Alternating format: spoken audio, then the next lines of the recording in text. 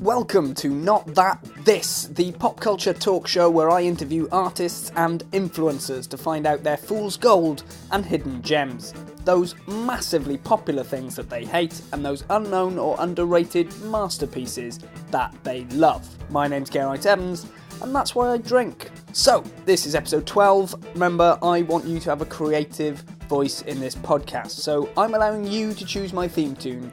You're currently hearing one of the options. I'll tell you how to vote at the end of the episode. Today's interview is with scriptwriter Vinay Patel. He wrote the BAFTA award-winning drama Murdered by My Father, which, of course, we talk about in the interview. He's a really nice guy, a bit of a geek like me, and we had a really nice chat. He's certainly given me some new perspectives on things. We spoke over Skype eventually, after some technical difficulties, so the audio isn't always perfect, but there's no problems that get in the way of our conversation. Okay, here's the interview. Hello, Vinay. Hello, how you doing? I'm good, Ray, I'm good. We've been struggling to get this off the ground, haven't we? Yes, so we're here now, We're here now, and it's all good. So, so you're the first person I've spoken to who's written a BAFTA award-winning thing. That's quite exciting for me. Yeah, it's, I'd not talk about how exciting it is for other people, but, it's quite surreal, and, all very sudden as well. But, I'm glad it happened. Well, yeah, I imagine so. So, you wrote Murdered by My Father. Yes, that's right, yeah. Is that the first thing you wrote for TV? It is, yeah. I wrote, a tiny short for the BBC, but apart from that, yeah. I mean, that's quite a good hit rate, mate. Yeah, the thing is that from there it can only kind of go down. Never peak too early. It was all, I was quite lucky to get it, and I got it off the back of, the first proper play that I put on as well. This is True Prince. It's a play called, it's this one-man show, and, I've become that really annoying person who, when I was studying writing, I'd be like, I can't learn anything from that person's story, because they've been very lucky. And I tried not to be that person. When I go back to teach or, try and do some talks and stuff, I try and, amp up the hard work part. But, I have been, I've had an extraordinarily surreal and lucky few years. Yeah, I mean, it's not luck, though, right? I definitely, worked for it, but, it's not especially this type of job, it can never be a straight meritocracy, right? It'll always be someone gets a break and someone I know much better writers than me that are doing it okay, but haven't had that opportunity yet. So it is, I think it's that thing of going, obviously you want a baseline of hard work, and then above that people get lucky, and I think that's one of the most frustrating things about this industry. Yeah, absolutely. It's across the creative industry completely, isn't it? Just some people do get lucky; they get noticed by the right people, right? You were just sort of sorry. What's the age-appropriate rating on this podcast? Oh, you can swear; it's fine. Right. So basically, what you want is that you hope that the luck lines up with the people who aren't dickheads. That kind of. But then you can sort of at least tell yourself that that's fine. At least that person is decent and probably not too terrible. Yeah. Also, I love that you just asked me what the age rating for this thing is, and the swear you've chosen is dickhead. Usually I was gonna go watch bigger, and then I'm basically I swear too much anyway. And I remember I did a first radio interview a couple of years ago. I just literally running through my head the whole time. I was don't say fuck, don't say fuck, don't say fuck, don't say fuck. And so I've tried to because it's one of those things I realise, I swear quite casually, and I'm trying to not do that because, people have children and they get angry. And that's good. I was out for my brother's birthday yesterday and accidentally swearing in front of a lot of children. Obviously, we all know children know all these words. It's really for the parents' benefit that you try not to swear, because kids don't care. Yeah, absolutely. They're also. I remember being a kid. I was using them in the schoolyard. You're just basically letting parents live in the innocence bubble rather than the kids. Yes. Right, okay, so the things you have done. Yeah. So I've got a confession to make, right? Yeah. I have not watched Murdered by My Father. That's fine, I wouldn't recommend it. It's not jolly viewing. It's well, I've tried to watch it, and I think, because this has happened to me more recently with The Handmaid's Tale, right? I think I just... Right. I can't hack it. It's so... No. It's like, it's not literally, it's the sort of thing where if I hadn't written it, I don't know if I would have watched it. So I totally, I'm with you. Like, to what extent, though, do you think that... I mean, I think art should be uncomfortable in a way, but, like, how important do you think it is to tell stories like that?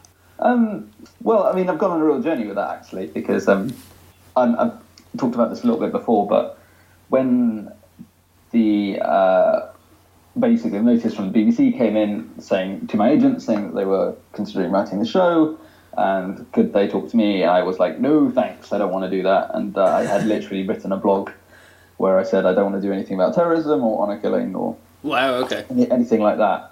And then, yes, because my agent is not stupid, she was like, maybe you should meet the nice people from the BBC who, it's still relatively early in my career at that point.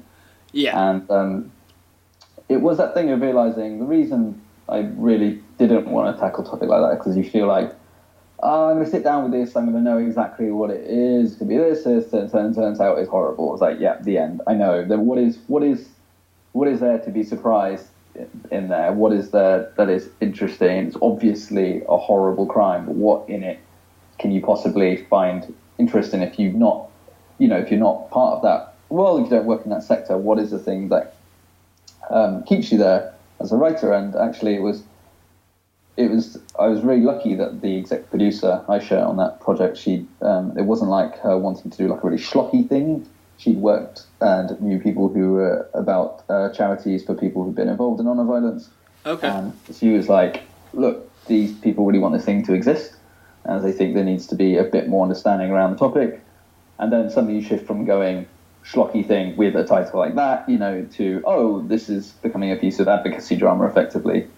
And then you're like, right, okay, so I've squared it with myself as to why I'll make this happen. And then it comes round to, I don't want to watch something like this. Right? How do I make it a thing that I want to watch? How do I try and dodge everything that I think would be problematic around it? So I watched every show, every TV show, every film, radio plays, books around honour violence, and kind of go, okay, I think that was well done. I thought that was quite sloppy, or I don't think that was gratuitous and didn't justify it. And literally was like, this is put it all into a narrative where I was like, this is what I think is useful to know about this thing. And okay. Then on top of that, in terms of drama, I remember going my initial pitch meeting. I was like, look, I really want this to be.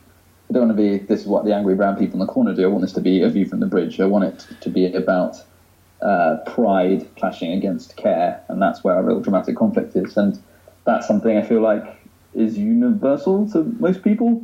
Yeah. And I also remember saying to them, I think this show should be funnier than you think it should be, which seems bizarre, but it's that thing of when you're writing narratives that are tragedies, like the story shouldn't know that it's a tragedy. It should feel like a sort of almost like a slice of life. That is, that can be sad, but it can also be quite funny and, a bit odd, and because that's what people are like, and you want to put all of that in there, and then both, I think, it sets expectations what you think it might be, but also it lets those people be real, and therefore lets that issue be real as well. Absolutely. I mean that. Yeah. I mean that. It's like I hate like you say, the story shouldn't know it's a tragedy. Like I hate the po-facedness of a lot of drama in the world today. You're just like, well, I mean, people joke though. Yeah, and that's the thing, and it's the thing of like, again, it's funny because the target audience for this is like kids as well. It's BBC Three, it's an iPlayer launch originally, so it's like, how do you get them to care about this?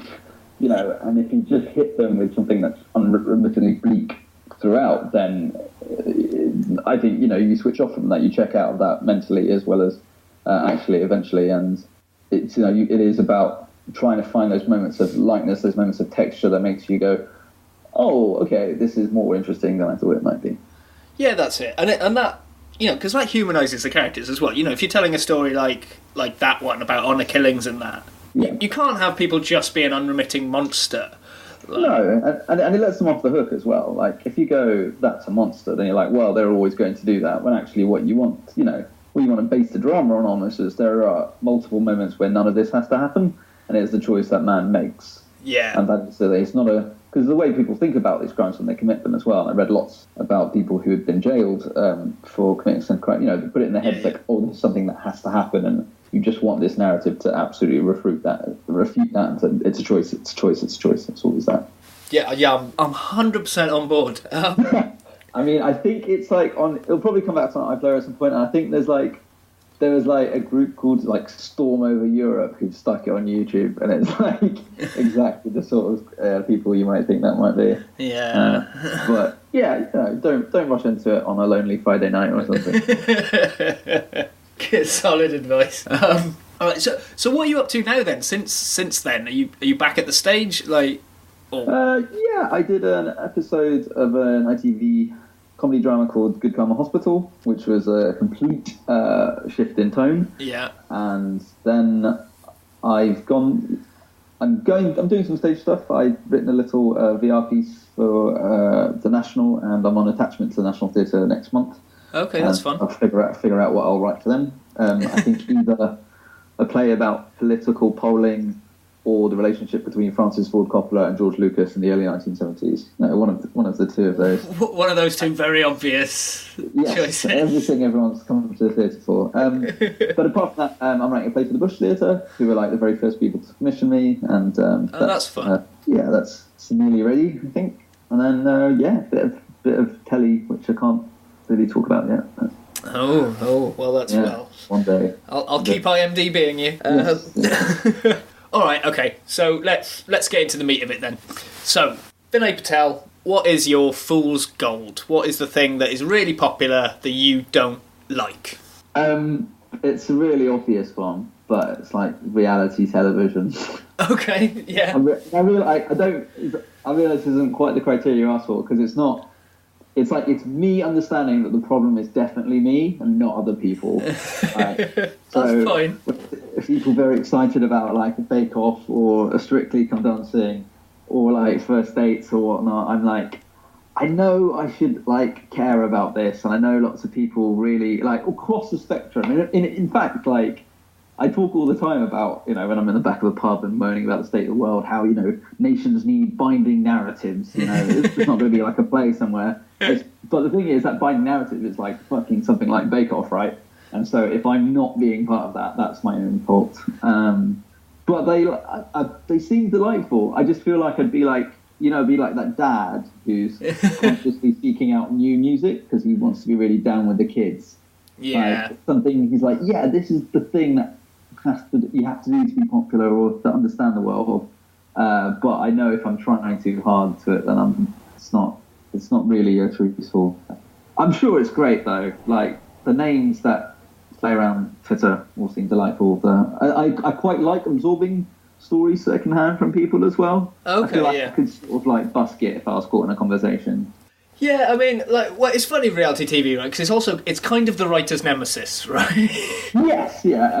I think that might be it. Yeah, it's like I spend most of my time watching TV drama, asking myself, am I watching this because I enjoy it, or do I have to watch this because it's work? Do you know, the people I know who love reality TV the most are TV writers. I think partly because it's like you can just switch off and enjoy the. Well, I mean, obviously it's still written in its own way, but like the really, really broad dynamics of a show like that, and it's like what I guess it is a nemesis, but it also, like, what it does do is it shows how powerful the very basics of storytelling are. Right, it's yeah. Like, if you have like a very clean setup and a will they won't they question, then it seems almost like gauche, just like, my work needs to be more character led or whatever. But actually, it just really fucking works and people really like it. Yeah, this person really cares about making a good cake. Oh no, the cake didn't come out very well. Yeah, and you're invested, right? Like it's and like I think that's wonderful, because I think that suggests there is this immediate compassion to people in a world that sometimes doesn't quite feel like that. So I'm kind of like all for reality TV, whilst also going, this is just something I just will never have a handle on. I just know it will never become a thing for me. Yeah, I mean, like I struggle with reality TV. I mean, things like Bake Off, like, it's not for me, but yeah. Bake Off seems to have a good heart. But there's a lot of reality TV which just seems to be obsessed with making people look awful. Yeah, and in a way, I'm there for that a little bit. I sort of like it just watching how you can see how the TV is manipulating this person's life to make them seem like the worst person in the world. But I did something I was writing and then I gave up on. I can't remember why, which was about a TV executive who ran a structured reality show, and then he hears that it's in trouble, and that he goes down to the set and like someone has murdered the other person on the show. He's like, oh shit, and he has to end up being in the show himself for about a month to cover work or some such. Wow. So I'm interested in the mechanics of it and how much people enjoy it and what it says about us. But the thing about Bake Off, like, an audience, you looking at, like, was it like 9 million even on Channel 4? So it's like, It's obviously got like this broad spectrum of viewers. And as I said, like, I don't, in an increasingly fragmented market for television in particular, what else are those things that bind? And I'm grateful for it, while also having no clue as to how to be invested in it at all. So, I have a complicated relationship with reality TV. I know a lot of people who really love reality TV, but I mean, I think part of my problem is that I think it's like inevitably going to make all of TV worse, because it's so cheap to make. Yes. That, like, I can see a future where everyone but the BBC, because they've got a remit, is basically just making reality TV. That's my fear, Like... Well, see, the thing is, I can see that, but also I feel like it's kind of like one of those things. Like, no one's going to buy like a Sky subscription for reality TV. You get what I mean? Like, I think that, like, whether drama in itself operates like a premium space in people's lives, which I really don't want it to. I still think that people... We live in this very interesting time where people super love reality TV, but also have become the most sophisticated narrative-watching or, absorbing audiences that have ever existed. Yeah, there is a duality to it, isn't it? There's it's streaming services, I suppose. The fact that we can now absorb a whole story over 10 hours that doesn't need to... Which is amazing. Like, it's amazing that is such a popular thing at a time when people talk about focus being fragmented. I mean, if anything, that is the thing that lets people have that sort of soothing relationship. There is a one constant in my life that isn't like, your relationship with your partner or your mum or whatnot. that is just always there. That isn't a fragmented thing from social media. It's just a nice, smooth, constant story. Yeah. So there's nothing that particularly annoys you about reality TV then? It's just that it's not for you. I've cheated a little bit here. Yeah, it's like, I mean, it did. I think it's the thing where it did used to really, really annoy me. And I think something about entering your 30s, you just make your peace with basically as many things as you can, apart from white nationalism. That should be on a t-shirt. So it's like, I used to really hate it. Now I'm like, look, it's me, not you, and I'm happy to say that to reality TV. Whoa, brilliant. Okay, well let's get into something that you genuinely love then. What's your hidden gem? I said I wasn't going to talk about it, but I am. I really fucking love Starship Troopers. Like, and it's like, I have to be really clear about this. Like, it's not an ironic love. Like, I genuinely think it's one of the most brilliant pieces of cinema I've ever made. Right. And I realise I'm going to have to sell you on that a little bit. Yeah, I mean, I kind of like Starship Troopers, but mine is an ironic love, so... Okay, I mean, so here's the thing, right? So people who listen to this don't know what Starship Troopers is. It is a ridiculous film from 1997 where lots of pretty people go and blow up some bugs in space. And, I think if you ask most people who know that film, that's kind of where they land with it. I think it's one of the most amazing films about fascism that's ever been made. I think it's because and the director Paul Verhoeven, like he grew up under Nazi rule, I think, or adjacent to it. And what I really like about Starship Troopers is that it is this film in which nearly everyone is beautiful, and they are going on this quest to like blow up this bug army, and it's not really, it's sort of like pretty standard affair in terms of narrative, and the special effects are great, and some people get naked and things explode, and it's like you can enjoy it very simply on a level as an action movie, which I think it is actually a very good action movie. The thing that I find really fascinating about it is it's a film about a fascist society made as if you're within that society. So it's like a valorization of a certain type of person and a certain type of action, and it has these little satirical. Well, they were satirical in 1997. Now they actually just seem quite commonplace, which is a scary thing. Satirical beats within it that let you know that the filmmakers are aware that this is a bit mad, and you have these like lone voices. You have like a flash of dissent, like when they're talking about blowing up these bugs. You just have this one person going, maybe they're doing it because we've entered into their territory, which is probably true, but they get shouted down straight away. So those voices are that, and again, that feels very familiar to today. Yeah. The number one way you know that this is like a ridiculous film is because you have a proper square-jawed like hero, and you feel like everyone's been told they're in a standard action movie, apart from Dougie Hauser. Neil Patrick Harris is like the clever kid in it. Like, he obviously has been told that this is like a straight-up satirical thing, because his performance is really knowing. And literally, at the last like scene of the film before the little coda is him in what is very obviously an SS uniform, right?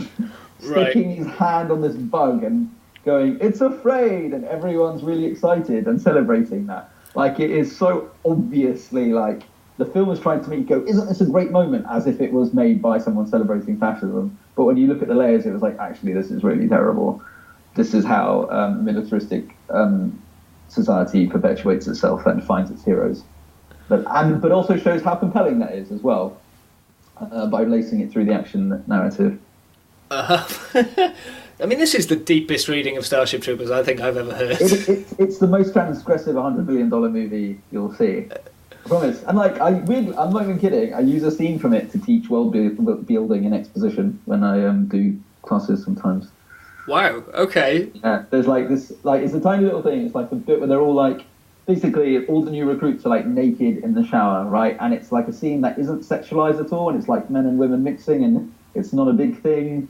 And there's a guy who's going through it, asking people why they signed up, and there's this one moment where someone, asks this woman, she goes, "Oh, I wanted to have kids," and everyone's like, "Oh, that's really sweet." And immediately that tells you that you live in a society where the only way to have kids is to be in the military. Like, little tiny things like that laced throughout. It really knows how to build its world, which is what good sci-fi is all about.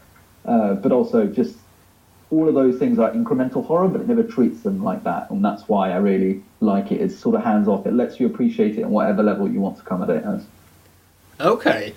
Yeah. I think I'm going to have to watch this film again. Honestly, it's fucking... And, like, the book that it's based... The book, oh my god, the book is based off, like, this Robert Heinlein novel is the most boring thing you've ever, like, read in your life. And it's sort of like, he, like, knocked it out, like, in a few days, and it's a template for a fascist society. But, like, that's got no edges on it whatsoever. Whereas, I mean, I don't remember the first time you watched Starship Troopers, if you saw the satirical stuff with it at all. I mean, I think I was a kid the first time I watched Starship Troopers. Well, see, that's the thing. It's got futuristic American football. It's got stuff being blown up. Like I said, it's got people enjoying themselves in a sexual manner. People getting their brains sucked out by bugs. But, like, honestly, come at it like it's the most important text about fashion you've ever seen, and I promise you, it's all in there. It's all in there. It's all in there, mate. It deserves more than the 65% it's got on Rotten Tomatoes or whatever. That's all I'm saying. Oh, I mean, yeah, but is Rotten Tomatoes ever accurate? Yes, I mean, sometimes, but... Yeah, and even, it's actually higher on IMDb than it used to be. It's 7.2. I'm looking at it now. I was like, I can live with that. I mean, I think it's way better than that, but, like... Yeah. Maybe the tide is turning. It's like Jurassic Park, the effects hold up. It's a great watch, just as a general thing. Well. All right. Well, I'll go back to it then. Fine. Good. I'm convinced. It's also got a good line in narrative about class, but I'll save that for another day. About class? About class, yeah, especially within militaries, yeah. Okay, yeah. I'm big on my class. I'll write a blog, I'll read it, and then I'll watch Starship Troopers. It shows you what the difference between how equality and being progressive aren't necessarily the same thing. So actually, within that film, you have lots of female soldiers, like the captain on the spaceship that you see is woman, and that's not a thing at all. And she gets to be the brave, heroic one. But they are all still part of this massive fascist society. And it's very diverse as well, but that doesn't stop it from being what it is. And I think that's quite an interesting take on it as well. Yeah, no, it's really interesting. Well, now I'm just wondering how many awful sort of shows from my past or movies from my past are actually really brilliant transgressive comments on society. I mean, I think it's a fun thing to look back through the past and see. I've become more certain about, because when I first started proffering this as an opinion, at parties, I thought, okay, this is just me being silly, and then I just watched it again. I was like, no, it's true. It is what I remember it is. It's all in there, and it's just very carefully tucked in there, right? So that you can manage to make this film the big spectacle, thing that it is. Yeah, it's. Go back through everything that you thought was terrible in your childhood and see if it's actually genius. I would recommend that's good use of a weekend. Okay, all right. I mean, that's a commitment, but I will. All right, so let's do some quick fire questions then. Okay, right. So this is just your favourite and your least favourite, bunch of different kind of mediums. All right. Oh right, okay. Right. So, what's your favourite TV show? Oh God, of all time or currently? Well, take it how you want to. Quantum Leap? Brilliant. Probably Quantum Leap, yeah. Fantastic, I'm on board for that. Which is like the original show imagining and dissecting white male privilege that you could ever find by jumping him into this white man, into the body of people who aren't necessarily that, and him going, fuck, this is really hard. The drama. I mean, then you have the problematic thing, and then he solves everything when the other person couldn't. But as a kid, it was like one of those things that made me go, sci-fi, you can do ideas and also cool shit at the same time. I'm still, as you can tell, a massive sci-fi fan. Not that urged by my father would let you know that, but yeah.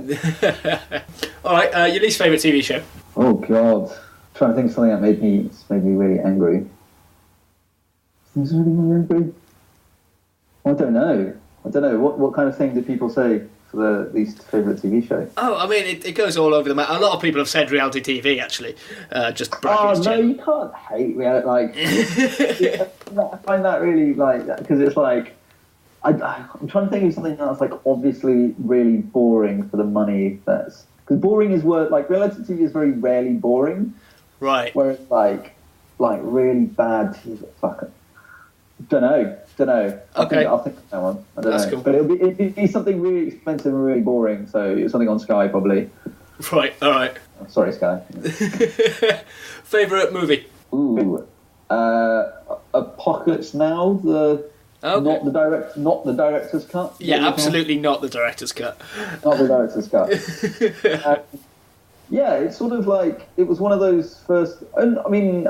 I'm split between that and Tokyo Story, which I'm actually which is this Japanese film, old Japanese film, which I'm looking at a poster of now, actually, in my living room. Right. And so that is a gentle story about two parents who venture from the country into the city to see their kids and find out what's become of them. And they've become a bit brash and caught up with modern life, and they've sort of neglected their parents. And it's very calm and very kindly, but it's still very, there's a lot there that speaks to the modern day, and it was the first foreign film I saw that I went, oh, that's me. That's not just, again, black and white subtitles thing. That's everything I recognise from my family and moving away from university. That, and then Apocalypse Now as well, because it's got all the things exploding, which is great fun and has lots of iconic scenes. But it was one of those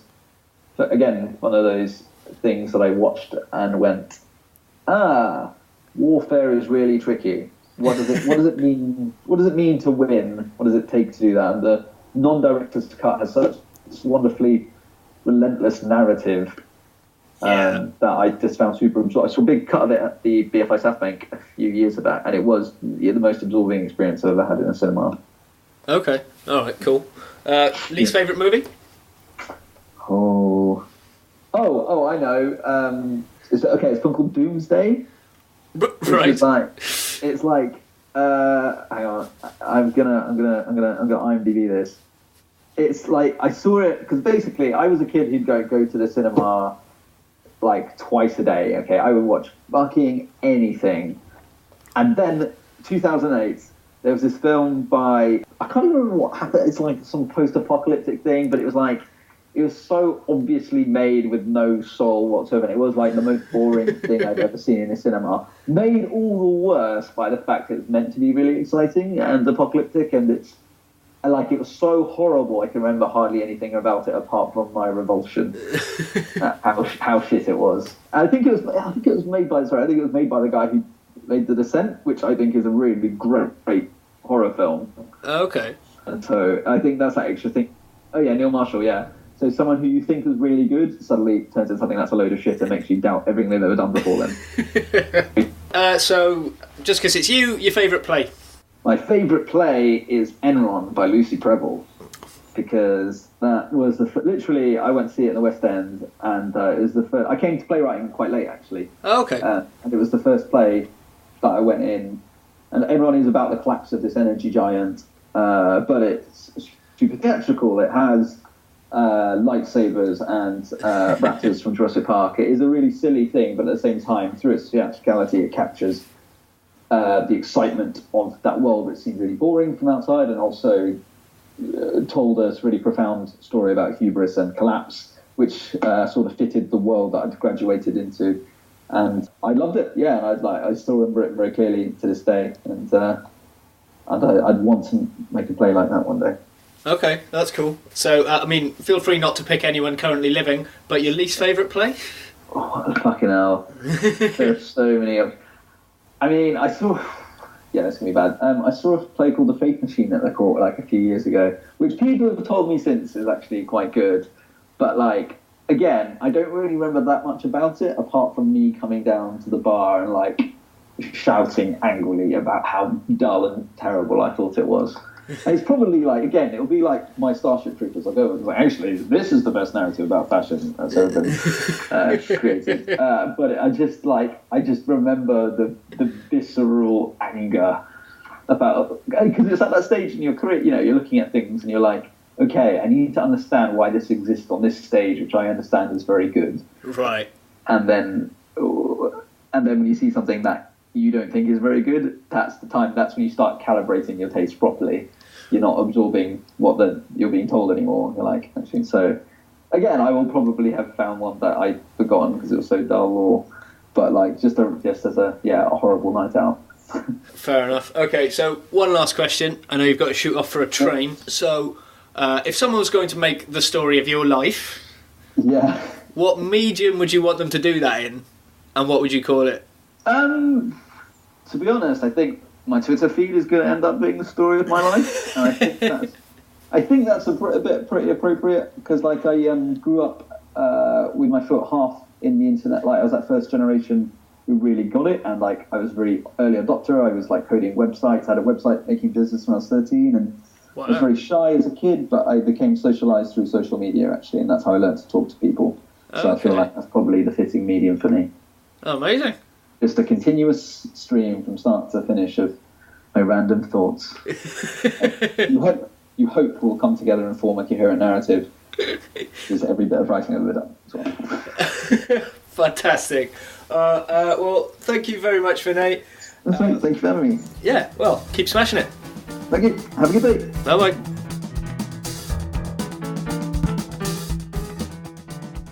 Wow, so that was Vinay. Really, really enjoyed this one. Almost immediately after we'd finished talking, he sent me a link to quite a long and engrossing article about Starship Troopers. I've not returned to it yet, but I will, I promise. I wish we'd had more time to talk, to pick Vinay's brain about art in like a broader sense. But that's the thing about a podcast like this. When you want to talk to brilliant, successful people, they tend to be quite busy. So I'm really grateful that he managed to fit me in. As I mentioned at the top, you can help me choose the theme tune for this show. The first 5 episodes all have different music, which I will then repeat over episodes 6 to 10 and 11 to 15.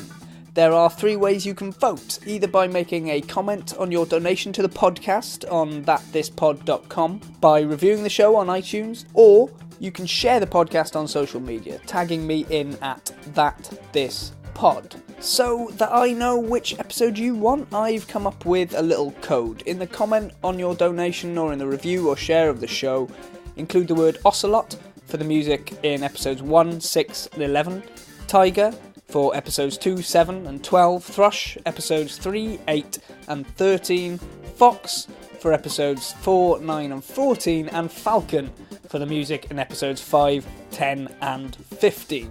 Be as creative with that as you like, and I'll tally up the votes, and whatever you decide will be the official Not That This theme music.